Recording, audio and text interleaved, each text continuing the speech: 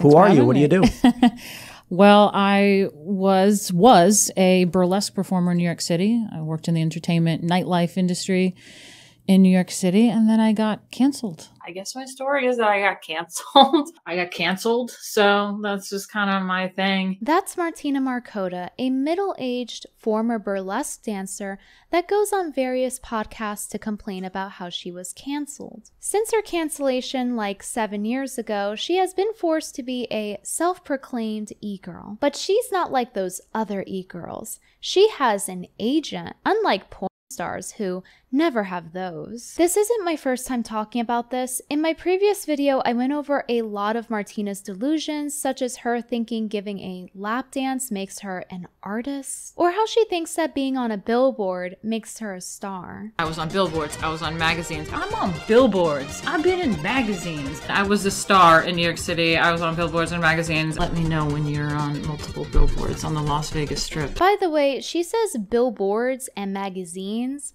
but I could only find one instance of her being on a billboard and in a magazine, so it's actually not billboards and magazines, it's billboard and magazine. In my first video, I showed a screenshot of her in the steakhouse billboard ad, and it was actually really hard to even find just that one screenshot. With how much she brags about being on billboard and magazine, you would think it'd be a little bit easier to find, considering what a star she is. I was a star! Martina is a star that shines so bright that it's angelic, because Martina actually believes that she has magic angel Nephilim blood. I'll let her explain. I have an RH blood type. I guess 85% of the world population has plus, which means you have a protein in your blood that genetically links you to the rhesus monkey. I am one of the rare population that is minus, that doesn't have this protein. And they don't know where we come from or why we don't have it. Other species in nature, when they crossbreed, they have the same complications with pregnancy. So I was like, are we different kinds of human beings crossbreeding? So I believe I am a bit different than the normal humans. I am a, hybrid of some sort of fallen angel. Yes, she believes that she has fallen angel blood because she has either A negative, B negative, AB negative, or O negative blood. You'll often find her in halos and garbed in rhinestones, usually wearing them as pasties. Something that's actually beautiful, artistic, and glitters are the new candles from Reed Street Soap. This one is the Haunted Campfire. It's my favorite one. It smells like marshmallows, but not in a sickening way, in a very comfy, cozy way. This one has a nostalgic scent to it, and I really like it. Even after I blew it out, my room smelled really good the next day. It's seriously a beautiful candle, and I have to say, when I go to the store and smell sweet scented candles, I kind of gag, but these smell really delicious and they're really addicting. This one is the Bimbo by Brittany Venti.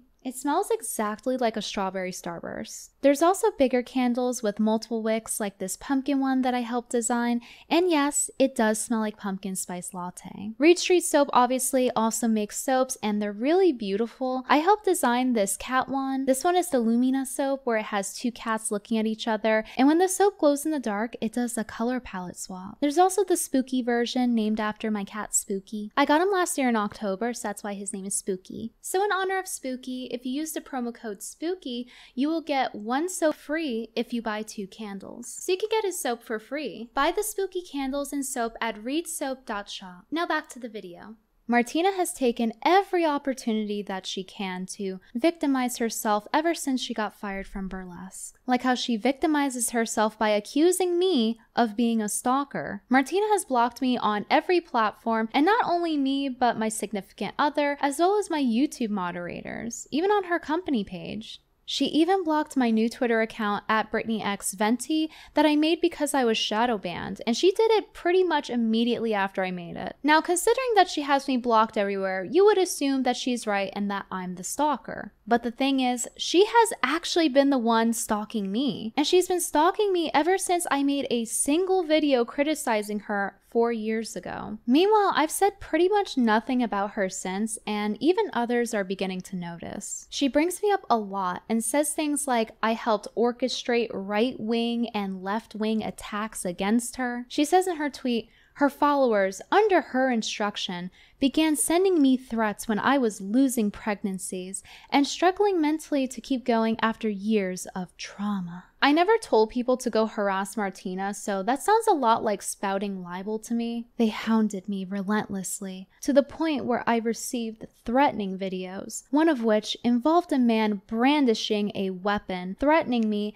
and thanking Brittany for bringing me to his attention. She's literally just blaming me for her psychotic stalker's actions that I have no connection to. And then she continues on to compare me to a domestic terrorist group and implies that I worked with them, which again sounds a lot like spouting libel to me. I am proud of my work and I am proud of my incredible career, something she has never had. Maybe that's why she's joined the ranks of Antifa in destroying every trace of it. This is really ironic coming from someone whose entire online persona is based around being canceled like 7 years ago. This is very woke behavior. Her blaming me for this stuff reminds me of the time where PewDiePie got blamed for a mass unaliving incident. She's literally using dishonest legacy media tactics. Apparently, according to Martina, I also encourage misogyny. How? By critiquing Her Majesty, because Martina is above criticism, for she is an artist. Meanwhile, she brings me up to my mutuals and friends on multiple occasions to try to rally them against me for criticizing her. And she doesn't just mention me to people who are friendly with me either. She's mentioned me to Just Pearly Things, someone who, like Martina, cannot take criticism and has also blocked me after making a video on her. In the tweet, Martina tries to victimize herself to deflect criticism,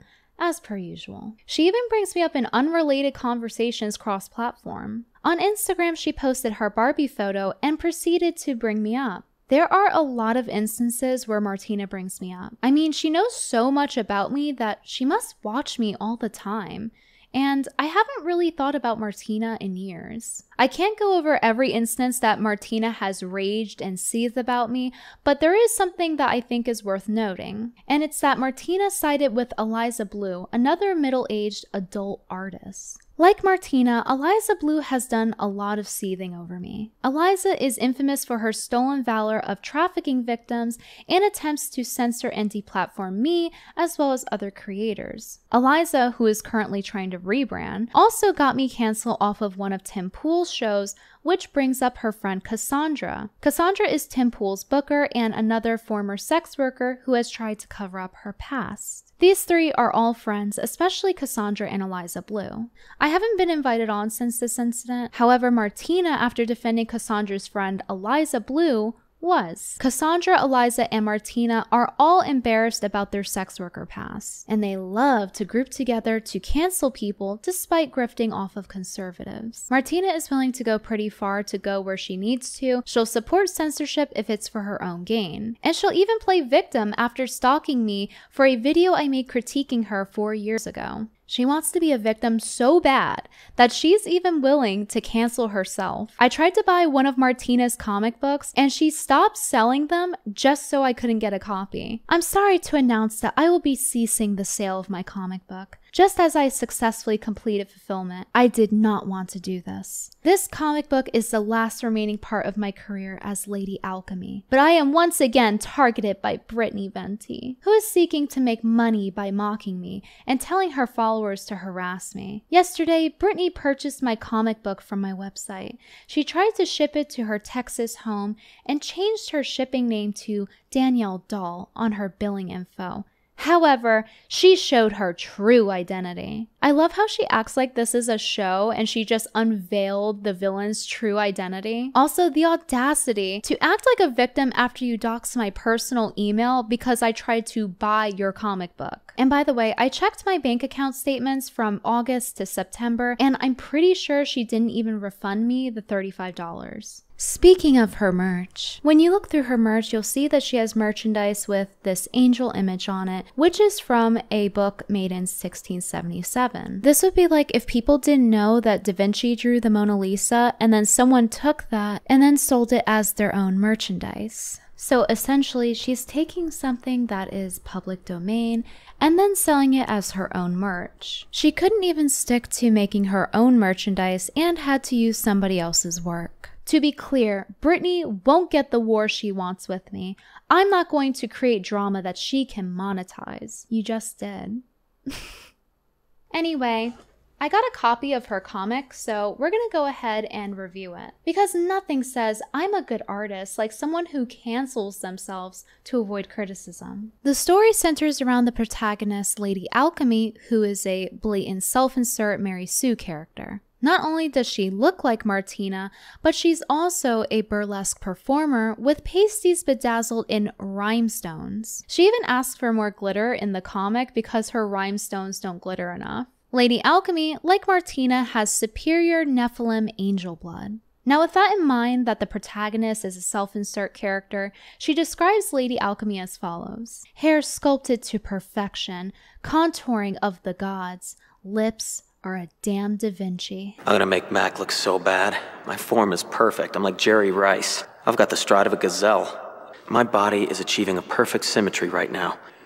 I should have popped my shirt off. Martina really loves the taste of her own brand, doesn't she? This comic is literally like fan fiction that she paid someone to make in order to gratify herself. The only distinguishable trait from Lady Alchemy and Martina is that Lady Alchemy isn't middle-aged. Lady Alchemy, walks around a city similar to New York, wondering about how everyone but her is an NPC. She ends up performing at a demonic ball where the villain is introduced, and she has nothing but compliments for Martina, such as talking about how desirable she is and how she's a star. It seems like every character has to compliment her. A character even tells Martina how she's not like those other burlesque performers. On top of that, Martina is the only attractive female in the comic. Like, there is no other female competition. Really gives you some insight into her psyche. Anyway, the villain arranges for Martina's blood to be stolen, and the person mugging her for her blood says, "Heh, dang, she smells the way angels wish they smelled." A bunch of other stuff happens around that, but honestly, it's really boring and hard to follow. At some point in the comic, a coom beam is fired at her billboard, and yes, she's actually on billboard in the comic book. So then she defeats the girls for their egregious crime of defacing her billboard. Martina then turns into Golden Jesus or something and saves the day. Yay! The comic abruptly ends with Martina turning to face the camera and saying, "I used to want to be a star. I've learned to see beyond them. You taught me that much, William. I'm finally where I need to be, but more so, who I needed to become. I'm Lady Alchemy, uniting the truth with the beautiful." Because of her lack of writing skills, she literally has to have her turn to face the camera and announce her feelings. You can't just have your characters announce how they feel. That makes me feel angry. On top of that, the art was terrible and visually very ugly. Half of the comic is in this blinding red where you can't really see anything because your eye doesn't know where to go. There's also a massive quality drop in random parts of the comic where the art style seems to change unintentionally. It's to the point where her actual features change, like sometimes her jaw is square and then other times it's V-shaped. Did Martina get plastic surgery mid-comic or something? After reading this, I think that she just used me as an excuse to host her own book burning because she knows how bad the writing is and she didn't want me to see it. It is definitely the cringiest comic that I have seen since Sonichu. Well, now that she's canceled her comic book, how is she gonna make money? Her Patreon only has 6 members and she doesn't make much content lately. Well, she's married to Jack Bugby, who I presume provides her support, and she has a quote, art and photography business that revolves around, once again,